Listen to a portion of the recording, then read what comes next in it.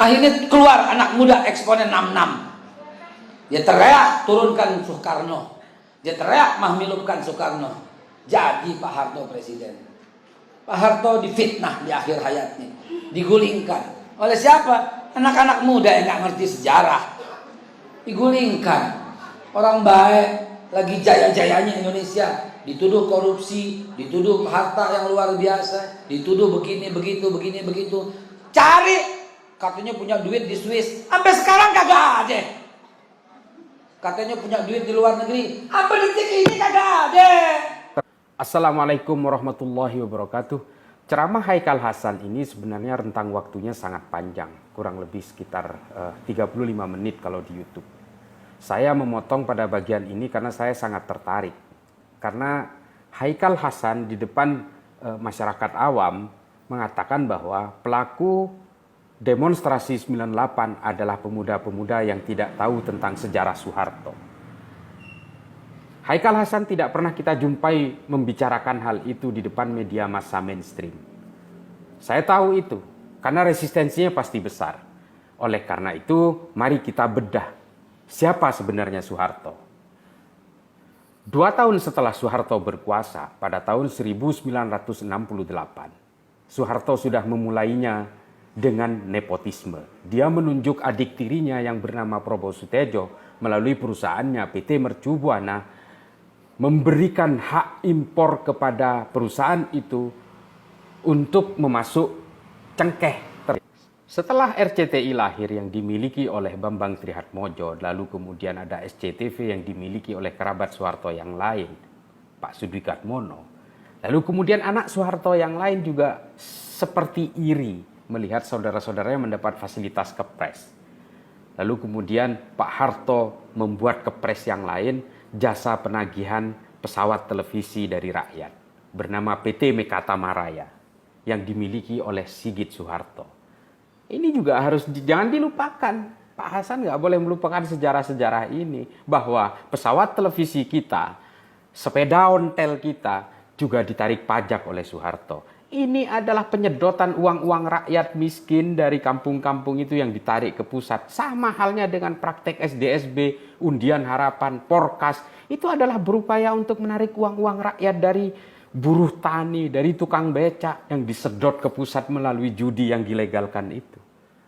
Ini juga Anda harus tahu betapa jahatnya itu kepada rakyat-rakyat kita. Lalu kemudian gerakan mahasiswa 98 dituding oleh Anda tidak tahu sejarah. Karena kami merasakan, Pak. Kalau Soekarno jangan cerita, saya belum lahir. Itu hanya bisa saya jumpai di buku-buku bacaan. Saya tidak akan mendebat itu. Tapi kalau urusan Soeharto, saya adalah saksi sejarah. Dan mungkin ratusan juta rakyat lainnya juga menjadi saksinya. Setelah itu masih banyak lagi.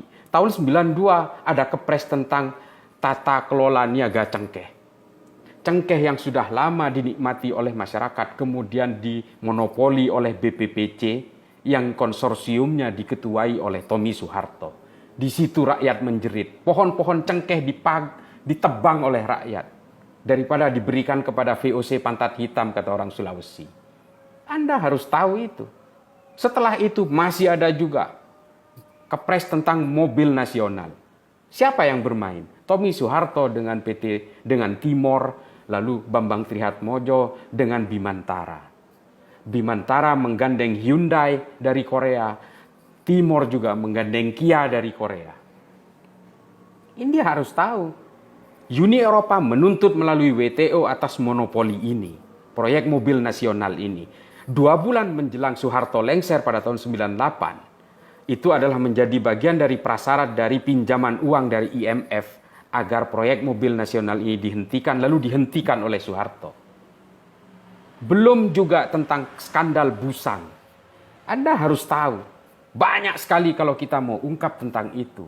Anda menyanjung Soeharto di depan orang awam yang tidak mungkin melakukan resistensi terhadap Anda, tidak mungkin mendebat Anda. Tapi jika Anda mengungkapkan itu di depan kami sebagai pelaku sejarah, tentu saja saya akan melawan. Masih banyak lagi cerita lainnya tentang TPI, Televisi Pendidikan Indonesia, yang dimiliki oleh Tutut Hardianti Rukmana. Ya kan? Setelah RCTI lahir, SCTV lahir, Mbak Tutut juga nggak mau ketinggalan. Membuat TPI yang mendompleng ke TVRI ketika tidak siaran, semua alat-alat TVRI dipakai. Korbannya Pak Ishadi sebagai direktur TVRI. Pemecatan-pemecatan itu sudah jamak ketika itu. Bahkan kalau Anda mau tahu, ini kalau kita mau berbicara tentang komunisme, Wakil Presiden Sudarmono ketika itu juga pernah diberikan stigma PKI. Entah konflik apa yang terjadi di tingkat elit, tapi Pak Sudarmono, Wakil Presiden sendiri, itu diberi stigma PKI. Menurutnya, orang tuanya pernah terlibat PKI di Cerme, di Gresik. Ini kan kejahatan yang luar biasa. Siapapun yang tidak disukai, siapapun yang mau ditendang, lalu dilekatkan dengan PKI, dengan komunisme. Praktek-praktek ini yang dipakai oleh para pengagum Soeharto pada saat ini hanya untuk memberikan stigma kepada PDIP dan sebagainya.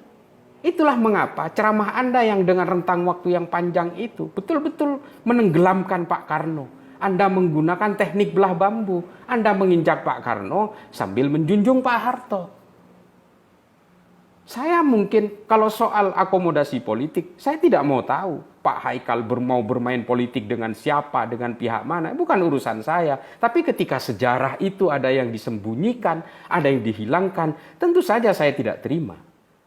Saya lahir, besar, kuliah, bekerja, menikah, punya anak pada zaman Orde Baru.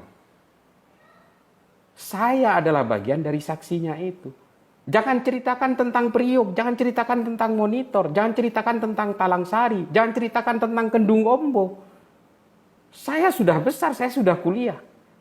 Dan mungkin teman-teman yang lain. Saya sering melakukan pertemuan dengan teman-teman aktivis pada zaman dulu. Semua membicarakan ini. Kok Anda dengan gampangnya menyembunyikan sejarah-sejarah itu? Lalu kemudian disuarakan di depan orang-orang awam yang tidak mungkin melawan.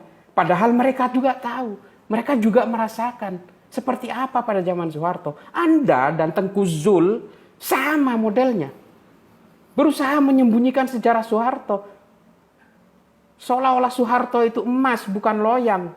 Saya tahu otoritarian dimanapun di dunia ini juga punya banyak jasa terhadap negaranya. Tapi juga punya kejahatan-kejahatan yang tidak boleh disembunyikan. Idi Amin juga seorang diktator dari Uganda. Dia punya jasa untuk Uganda. Tapi dia juga punya kejahatannya. Artinya apa? Jasa-jasa itu jangan hanya itu yang dibaca, jangan hanya itu yang dimunculkan. Kejahatannya juga jangan disembunyikan. Robert Mugabe semua diktator, Pinochet, Ceausescu di Rumania, semua punya jasa kepada negaranya, termasuk Soeharto. Tapi kejahatannya juga banyak. Inilah kita butuh keadilan, kita butuh fair dalam sejarah ini. Ungkap semua. Jangan mencoba-coba untuk melakukan transaksi dengan sejarah. Jangan melakukan jual beli dengan sejarah. Semua saksinya masih hidup. Kalau Soekarno mungkin sudah banyak yang meninggal Pak saksinya. Saya malah belum lahir ketika itu. Tapi kalau Soeharto, saksinya masih banyak. Orang-orang yang sepantaran saya, pelaku-pelaku mahasiswa yang berdemonstrasi pada tahun 98 masih banyak. Ada Adian Napitupulu, ada Budiman Sujatmiko, banyak juga yang ada Fahri Hamzah, Fadlizon, semua itu adalah pelaku sejarah. Mereka juga tidak mungkin bohong Pak. Seperti apa Soeharto ketika berkuasa, mereka juga semua tahu. Saya memang tidak mungkin mengungkit-ungkit orang yang sudah wafat, kejelekannya dan segala macam. Tapi ketika ada orang yang berusaha menyembunyikan sejarah kejahatannya, tentu saja kami tidak akan diam. Ini juga harus dipahami oleh Pak Haikal Hasan. Anda dengan kepentingan politik itu, seolah-olah Anda pura-pura buta. Pada tahun 77, Pak Soeharto itu sudah khawatir terhadap umat Islam, terhadap kebangkitannya. Karena apa? Karena P3 waktu itu ada peningkatan suara yang signifikan di balik tekanan-tekanan terhadap P3 dan PDI pada pemilu tahun 77. Banyak saksinya. Ulama-ulama yang tidak mau mendukung Golkar ketika itu betul-betul diinjak. Ada yang ditangkap, ada yang diadili. Salah satunya adalah Abu Yadim Yati. Ini Anda tidak boleh menutup mata seperti ini. Lalu di dalam ceramah itu Anda cerita bahwa Pada tahun 98 Anda menangis karena Anda tahu bahwa Soeharto itu orang baik segala macam. Sudahlah, kayak gitu-gitu itu tidak, drama-drama seperti itu tidak boleh dilakukan, Pak. Anda sebagai penceramah agama seharusnya tidak boleh Anda berbohong seperti itu. Anda bilang ikut demo tapi di bagian sini, bagian yang mana? Demo pada tahun 98 itu sangat solid. Tidak ada bagian kiri, bagian kanan. Kalau tidak solid mahasiswa ketika itu, Soeharto tidak mungkin lengser. Ini saya terus terang bukan apa. Ini saya hanya ingin meluruskan sejarah.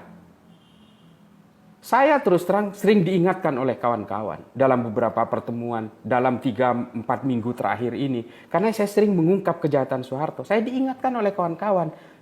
Kamu kok berani banget sih ngungkap seperti itu? Ternyata apa kesimpulan saya? Teman-teman saya itu yang aktivis-aktivis pada tahun 90-an masih trauma dengan kehidupan zaman Soeharto. Dia mengingatkan saya, awas lu Slah, kamu nanti ada yang jahatin kamu nanti ada yang berusaha nyulik kamu apa. Saya hanya menganggap begini, saya bukannya terlalu berani, enggak juga. Saya menganggap bukan saya ini seorang yang berani bertarung, enggak juga. Kesimpulan saya adalah bahwa betapa panjangnya trauma zaman Soeharto, betapa kita itu paham betul sejarah-sejarah zaman Soeharto, intel di mana-mana, bahkan kita saat itu kepada tembok rumah sendiri takut, Pak. Takut ada penyadap. Yang kita curigai orang jualan bakso. Takutnya itu intel. Itu zaman Soeharto. Kepada adik-adikku kaum milenial yang tidak tahu pada zaman Soeharto, saya ingatkan, tolong tanya apabila ada saudara kalian yang menjadi aktivis pada tahun 90-an, 80-an, tanya seperti apa kehidupan zaman Soeharto itu. Haikal Hasan terlalu menggebu-gebu membela anak-anaknya Soeharto. Itu urusannya dia, urusan Pak Haikal kalau urusan seperti itu. Tapi jangan coba-coba menyimpangkan sejarah. Saya terus terang kalau urusan sejarah ini, karena saya adalah mahasiswa dan aktivis pada tahun 90-an itu, saya terus terang tidak terima. Kepala saya diinjak oleh tentara berkali-kali. Saya digelandang ke Koramil Kebayoran Lama. Saya ditahan 3 hari di sana. Hanya karena memprotes SDSB. Ini betul-betul Anda tidak menjadi korban peristiwa Priuk. Orang-orang boleh saja nyinyir bagi siapapun yang membuka sejarah Soeharto. Katanya DOM itu nggak apa-apa. Toh itu mereka pemberontak. Karena memang Anda belum pernah menjadi keluarga mereka.